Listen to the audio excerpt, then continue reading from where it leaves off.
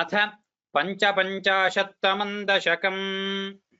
अथ वारिणि घोरतरं फणिनं प्रतिवारयितुं कृतधीर्भगवन् द्रुतमारिथतीरगनीपतरुन् विषमारुतशोषितपर्णचयम्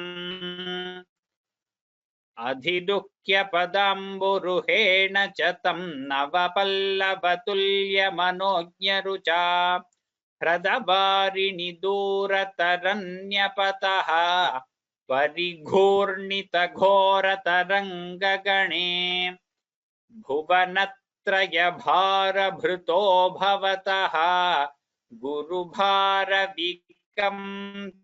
विजृम्भिजला परिमज्जयति स्म धनुष्यतकम् तटिनी झटिति स्फुटघोषवती अथ दिक्षु विदिक्षु परिक्षुभितभ्रमितोदरवारिनिनादभरैः उदकादुदगादुरगाधिपतिः त्वदुपान्तमशान्तरुषान्धमनाः फणशृङ्गसहस्रविनिसृमरज्ज्वलदग्निकणोग्रविशाम्बुधरम् पुरतः फणिनं समलोकयथाः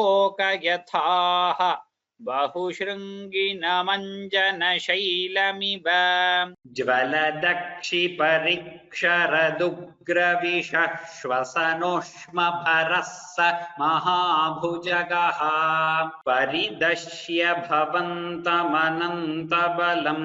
तमवेष्टयदस्फुटचेष्टमहो अविलोक्य भवन्तमथाकुलिते तटगामिनि बालकधेनुगणे व्रजगेहतलेप्यनिमित्तशतं समुदीक्ष्य गता यमुनां पशुपाः अखिलेषु विभो भवदीयदशामवलोक्य जिहासुषु जीवभरम् फणिबन्धनमाशु विमुच्य जवात् उदगम्यतः सजुषा भवता अधिरुह्य ततः फणिराजफणान् नृते भवता मृदुपादरुचा कलशिञ्जितनूपुरमञ्जुमिलत्करकङ्कणसङ्कुलसङ्क्वणितम्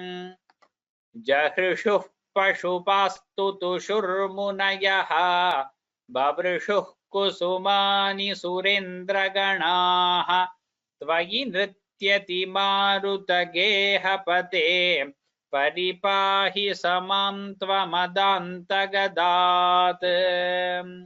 इति श्रीमन्नारायणीये कालीयनर्तनं नाम पञ्चपञ्चाशत्तमं दशकं समाप्तम्। नारायणाखिलगुरो भगवन्नमस्ते।